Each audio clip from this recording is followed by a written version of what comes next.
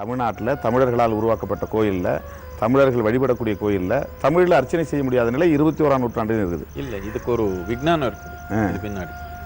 இது நம்ம இந்த கோயில்கள் எல்லாமே கிடையாது. இப்போ கட்டின கோயில் விட்டுடுங்க, நான் சொல்றேன் பழைய காலத்தில் கட்டின கோயில் எதுக்காக கட்டினாங்கன்னா இது பிரார்த்தனைக்காக கட்டல.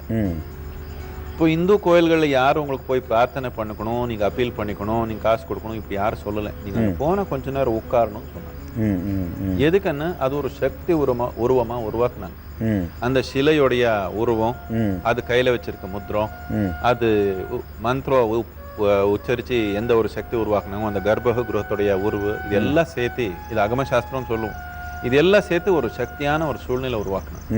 இங்க போனா நீங்க எந்த பிரார்த்தனை ஒரு நம்பிக்கை எதுவும் உங்களுக்கு தேவையில்லை. தியானலிங்க கோயிலுக்கு போறீங்க, நீங்க ஒன்னும் சொல்ல தேவையில்லை, உங்களுக்கு நம்பிக்கையும் வேண்டாம். இந்த விஞ்ஞான பூர்ணமா இது கட்டிருந்தா இது பிரார்த்தனைக்காக ஒரு பங்குக்காக ஒரு நோக்கத்துக்காக கட்டல. அடிப்படையா மனிதனுடைய உயிர் சக்தி கொஞ்சம் மேல் நோக்கி போற மாதிரி பண்றதுக்கு ஒரு தூண்டுறதுக்காக ஒரு சக்தி.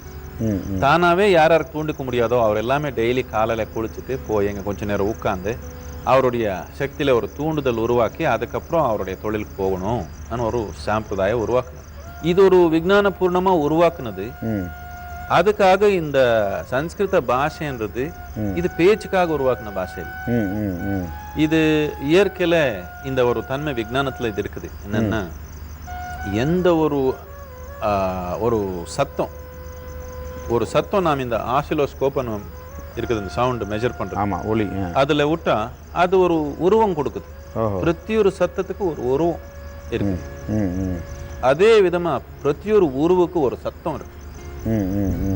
இப்போ இந்த சத்தம் உச்சரிச்சா அந்த உருவத்துக்கு இந்த சத்தத்துக்கு ஒரு தொடர்பு வருது.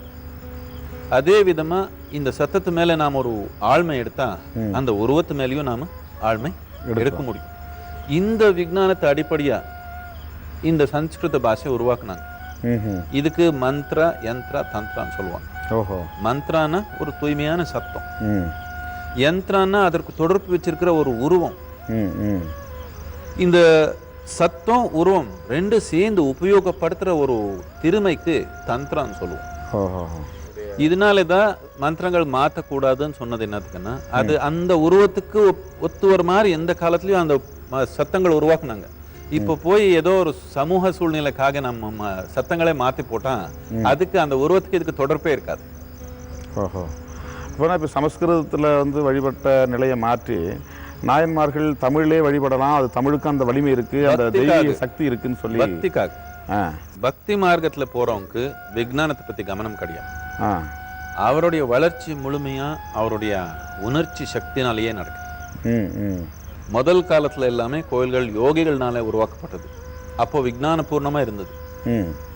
பக்தர் எப்ப கட்ட ஆரம்பிச்சிட்டாங்க அப்போ விஞ்ஞானம் எல்லாம் விட்டுட்டு இவர் காதல் சரி இவருக்கு எப்படி உணர்வு அப்படி எல்லாம் கட்டினாங்க. அழகா கட்டணும்னு ஒரே ஒரு ஆசை அவருக்கு, அவ்வளவுதான்.